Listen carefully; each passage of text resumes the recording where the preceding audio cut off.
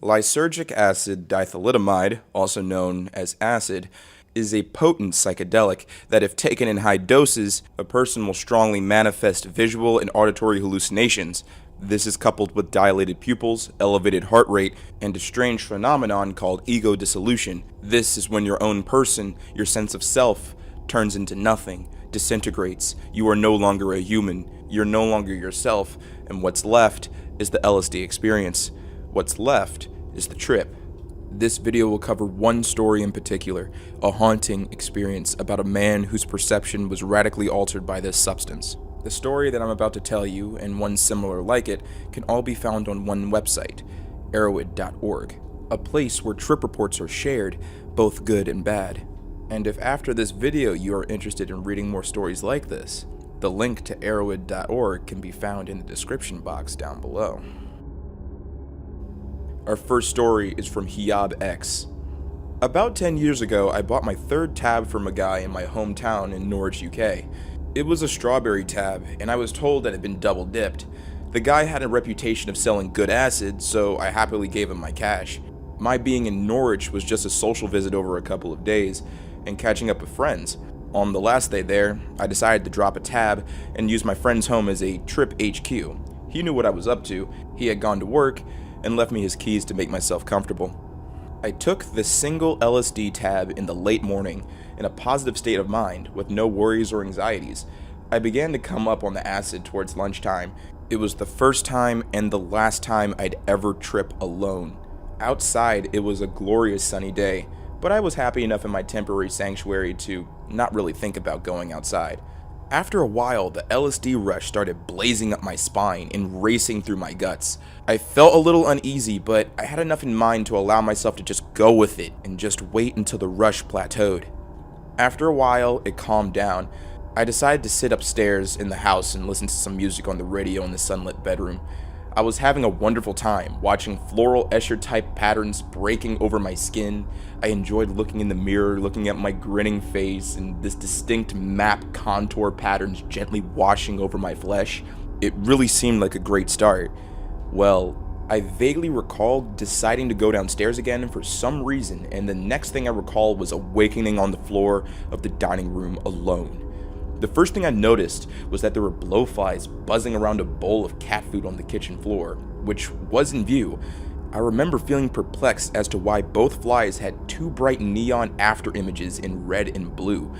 I sat up and tried to figure out why I was on the floor in the first place. Now, it's worth pointing out before I take you down this helter-skelter that somehow, because of my blackout, I had completely forgotten that I'd taken anything at all. Prior to tripping though, I wrote myself a note of reassurance in case things got too weird. So sitting up on the floor still, I found my note and tried to read it.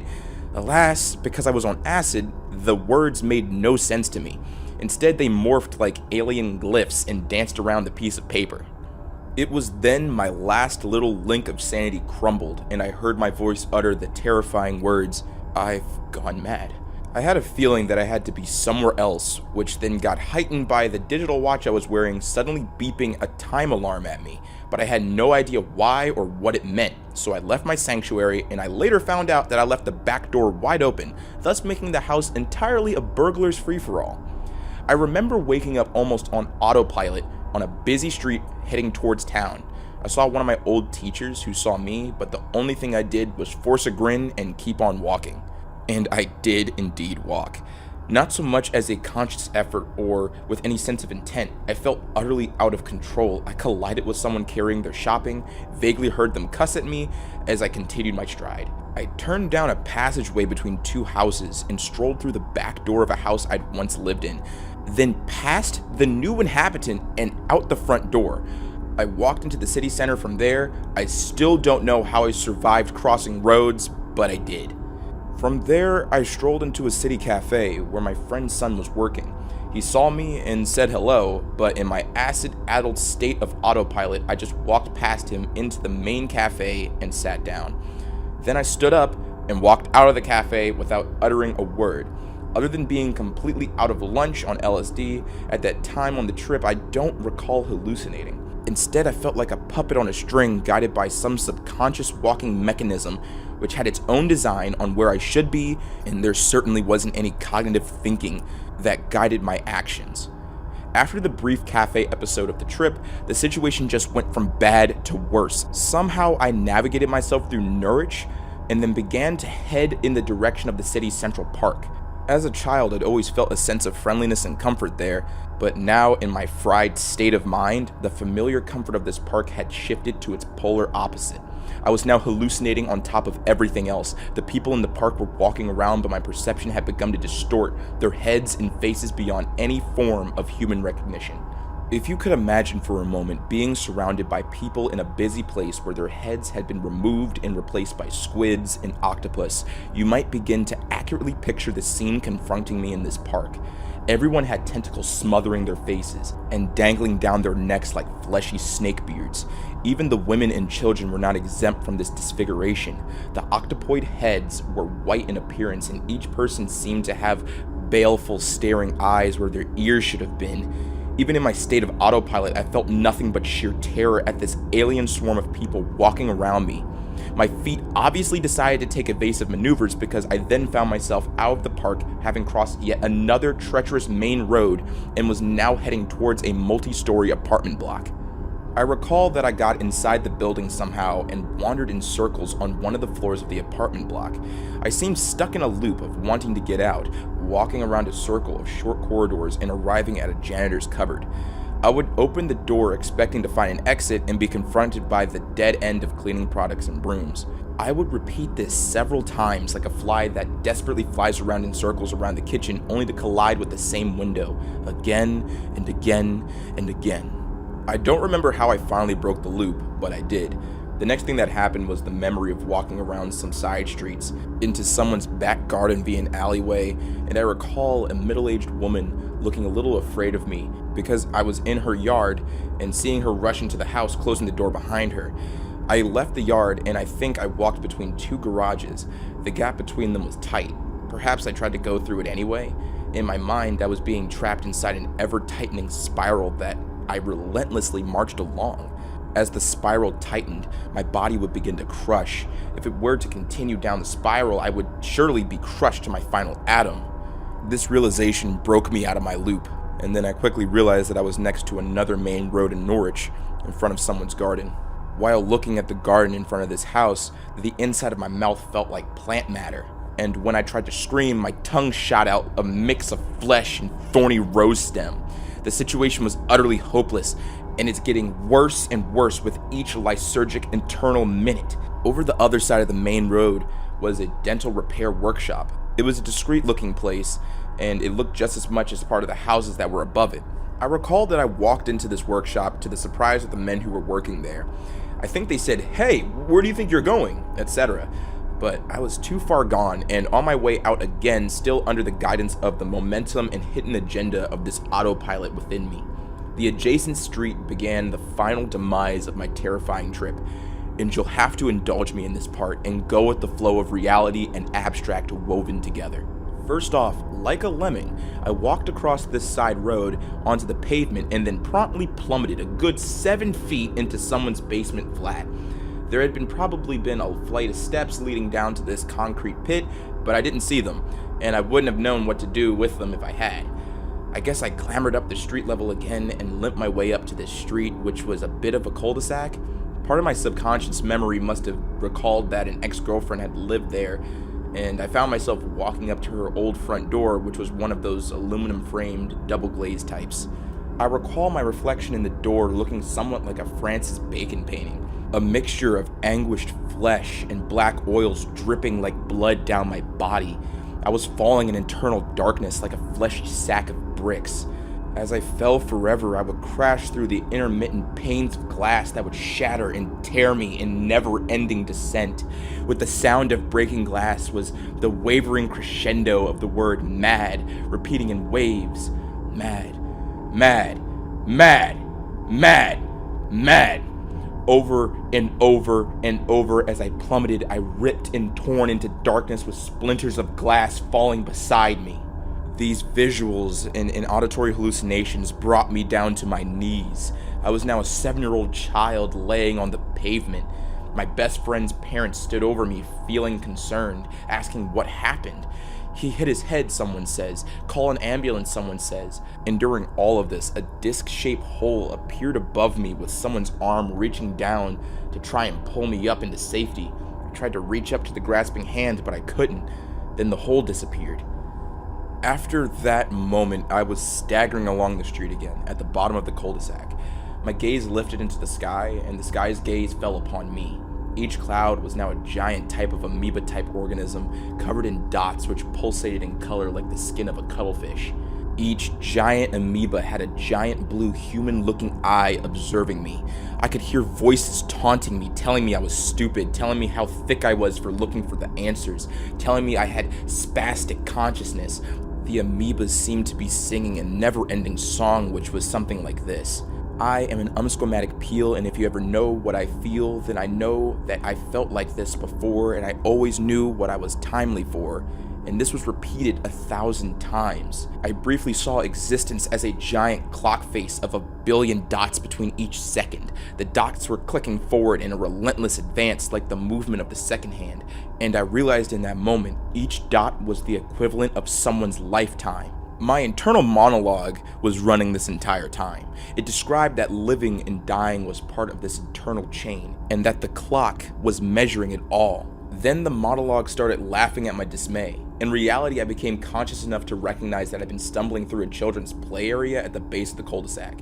It's worth describing to you a little bit about the geography of the area I was. Adjacent to the cul-de-sac was a small path that leads about 4 flights of stone steps leading down to the street below.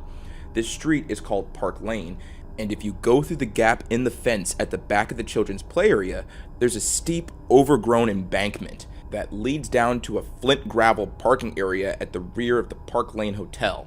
Guess which route I took? In reality, I passed the gap of the fence, failed to notice the dangerous drop below, and then tumbled down the embankment into the flint parking area. I was crawling on my hands and knees by this point. A piece of flint had torn the palm of my hand, making it look like a stigmata wound, which was pretty appropriate to the following delusion. Once I looked up from my palm, the entire parking lot looked like a sea of holes.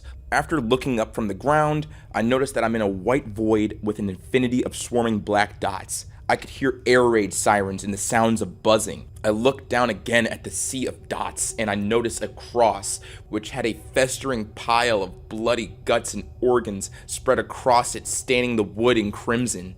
The guts were smothered in wasps, stinging the ruined flesh, causing venomous pustules. It was an image of impossible pain, and then the monologue returned, booming over the sirens and droning over the wasps. This is Christ. He is still suffering for your sins, still paying the price. More laughter than a fleeting moment of reality. I just chose to cross the Park Lane. I wanted to leave. I collapsed in the gutter on the other side of the road. My jacket was gone, and I noticed I was covered in cuts and grazes.